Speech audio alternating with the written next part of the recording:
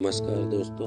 एक बहुत ही छोटी लेकिन प्रेरणादायक कहानी। एक बहुत ही भोला भाला सा आलसी लड़का था। वह कोई काम करना नहीं चाहता था।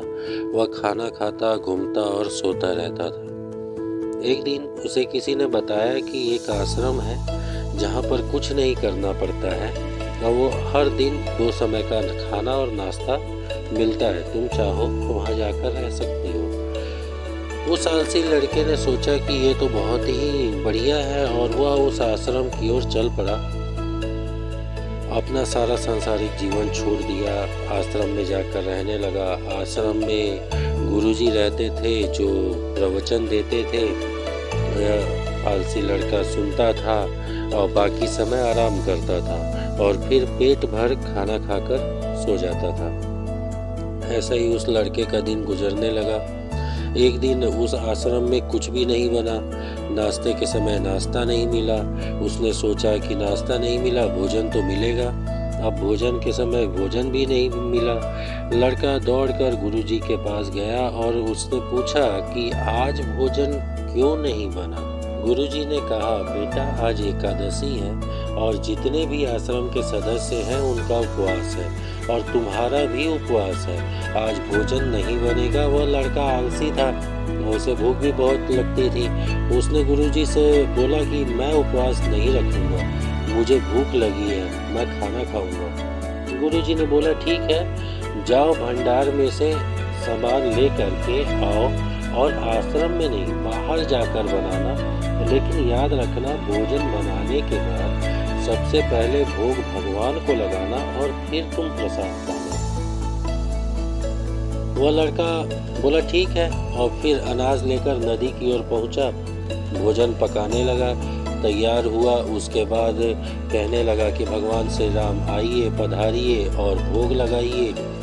जब उसे लगा कि भगवान तो आ नहीं रहे हैं, फिर कहने लगा कि मुझे मालूम है आपको तो अच्छा खाने की आदत है, मैं बना नहीं पाया और मुझे अच्छा भोजन बनाने भी नहीं आता है, लेकिन जो भी रूखा सूखा है आकर खा लीजिए।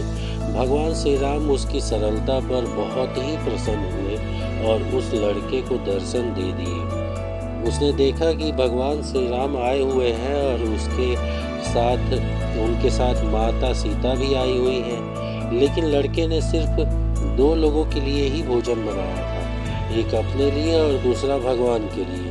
और अब क्योंकि भगवान के साथ माता सीता भी आई हुई थी, तो उसने उस भोजन को माता सीता और भगवान के सामने ग्रहण करने के लिए रख दिया। भगवान श्री राम और माता सीता ने भोजन किया और उसके बाद जब वह जाने लगे तो यह भोला सा आलसी सा लड़का बोला कि प्रभु आप आए, दर्शन दिए, बहुत अच्छा लगा। मुझे खाने का कुछ नहीं मिला, लेकिन कोई बात नहीं। लेकिन आपसे एक विनती है कि अगली बार जब आप आएंगे तो कितने लोग आएंगे ये बता दीजिएगा, ताकि मैं उतने लोगों के लिए भोजन बनाकर रखा रहूं। भगवान श्री राम मन ही मन मुस्कुराए और फिर चले गए। लड़का आश्रम गया, दिन बीतते गए और फिर एकादशी का दिन आया और इस बार उसने 3-4 लोगों के लिए अनाज ले करके खाना बनाने के लिए नदी के किनारे पहुंचा और उसने बड़े प्रसन्नता से भोजन बनाया और इंतजार करने लगा कि प्रभु आइए और भोग लग पर लड़का देखता है कि भगवान श्री राम पूरा राम दरबार ही लेकर आए हैं और जैसे माता सीता, लक्ष्मण, भरत, हनुमान जी और सभी लोग आए हैं। लड़के ने 3-4 लोगों का भोजन बनाया था और इस बार भी भोजन कम पड़ गया। लड़के ने निराश होकर भोजन को प्रभु के आगे रख दिया। उन्होंने भोजन किया और फिर चले गए और इस बार भी लड़का फिर से भूखा रह गया। अब लड़का फिर आश्रम गया, दिन बीतते गए और फिर एकादशी का दिन आया और इस बार गुरुजी से कहने लगा कि गुरुजी मुझे इस बार थोड़ा ज़्यादा अनाज चाहिए। गुरुजी सोचने लगे कि यह इतना सारा अनाज का करता क्या है, कहीं इस भेजता तो नहीं है। फिर उन्होंने कहा कि ठीक है, भूख से परेशान रहता है। लड़के ने कहा कि नहीं गुरुजी, मैं भूख से परेशान नहीं रहता हूँ। प्रभु के साथ बहुत लोग आते हैं, उनको भी तो भोजन कराना पड़ता है। गुरुजी को लगा कि लड़का पागल हो गया है, लेकिन गुरुजी ने सोचा कि चलो एक बार चलकर देखता हूँ कि लड़का इस अनाज का करता क्या है। वह भोला सा लड़का अनाज लेकर के नदी के किनारे पहुंचा और इस बार भोजन बनाया नहीं। उसने सोचा कि प्रभु हर बार ज़्यादा लोगों को लेकर आते हैं, इस बार वह जितने भी आएंगे खुद बना करके भोग लगा लेंगे। और फिर प्रभु से प्रेम से बुलाने लगा। गुरुजी यह सब छुप कर देख रहे थे कि ये भोजन तो बनाया नहीं और प्रभु को बुला रहा है, लेकिन लड़के ने देखा कि इस बार प्रभु के साथ बहुत से लोग आए हुए हैं। तो उसने प्रभु के सामने हाथ जोड़ करके कहा कि प्रभु माफ़ करना, आप बहुत सारे लोग आते हैं, मुझे संख्या पता नहीं होती है और मेरी हिम्मत नहीं होती इतने सारे लोगों के लिए भोजन बनाऊं। आप स्वयं आइए, बनाइए, खाइए और भोग लगाइए। प्रभु मुस्कुराते हैं और अपने साथ आए सभी लोगों के साथ मिल करके भोजन बनाते हैं।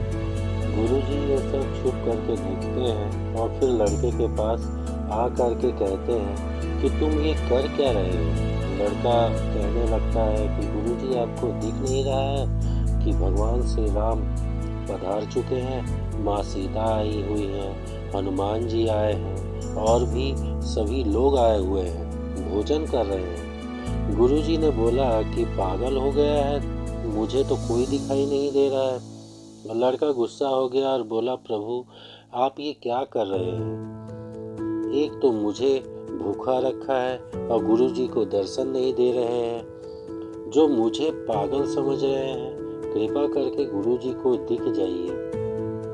भगवान बोले नहीं, मैं उन्हें नहीं दिख सकता। लड़का बोला क्यों नहीं दिख सकते, मेरे गुरुजी बहुत महान हैं, बहुत बड़े ज्ञानी और ज्ञाता हैं। तो भगवान बोले कि ज्ञानी तो है और ज्ञाता भी होंगे, लेकिन तुम्हारी तरह सरल नहीं है।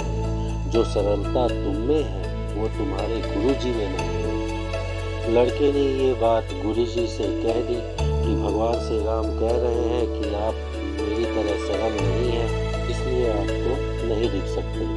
गुरुजी की आंखें नम हो गई और रोने लगे कि और बोले कि बिल्कुल सही बात है, मेरे अंदर तुम्हारे जितनी सरलता नहीं है। और फिर माफ़ी मांगने लगे। फिर भगवान ने गुरुजी को भी दर्शन दिए।